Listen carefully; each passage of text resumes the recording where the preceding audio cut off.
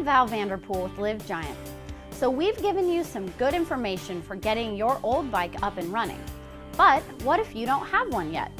Or what if when you took your bike in for that tune-up, you realized that getting your current ride running smoothly would cost just about as much as buying a shiny new one?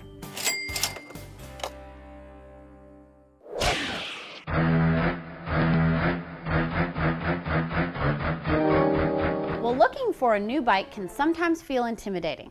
There are so many choices and different bike styles. But finding the right bike for your goals will pay off in the end. Start by sharing your goals with your Live Giant retailer. Describing your goals and how you plan to achieve them lets the retailer know what style of bike to present to you. If you're planning to do your first triathlon and you haven't ridden a bike since you were a kid, that retailer will probably point you toward a different bike than if you plan to do a 100-mile charity ride and you already ride 40+ miles each week. Of course, for each of us, there are many factors in helping us choose the right bike.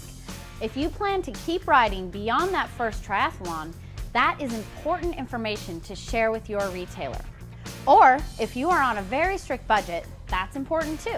The more information you have about your goals and how you plan to achieve them, the easier it will be for the retailer to point you toward the correct style of bike. And the best part about bike shopping, getting to test ride. If you're having trouble deciding between two styles of bikes, or you want to confirm that the bike is sized properly and comfortable to ride, there is no better way to confirm a bike is or is not for you than by taking it for a spin. You'll want to be sure that you are riding the properly sized bike, or at least a bike that you and your retailer think is the correct size. It will be easy to tell once you're all set up. However, don't ride a bike that's obviously too big or too small just because it's there. Wait to ride the correct size if it's currently unavailable. You will have a much better experience and know exactly what you're thinking about buying. Your retailer will show you how the bike shifts and how the brakes work, as well as how you should position your body on the bike. Don't forget, keep those elbows flexed, shoulders relaxed, and eyes forward.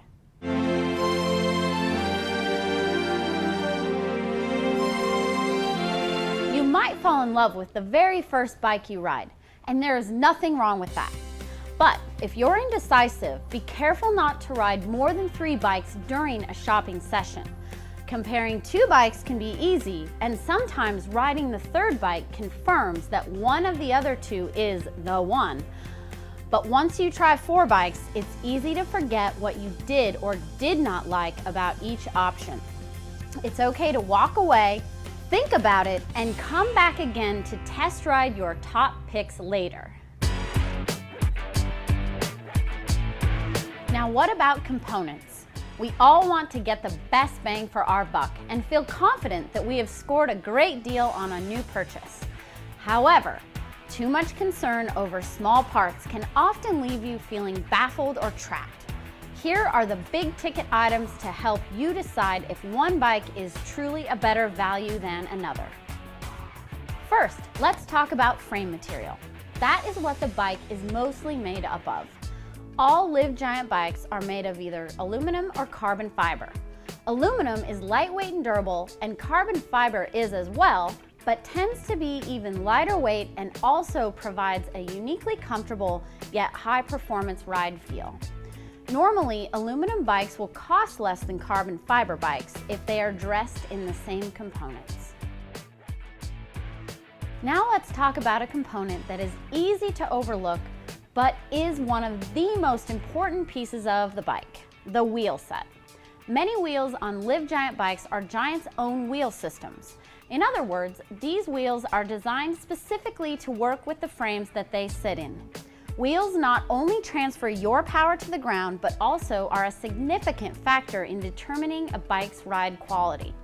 If you're wavering between 2 bikes with similar components and a similar price point, you should always lean toward the bike with the higher quality wheels. You'll automatically get a more comfortable and efficient ride out of the bike.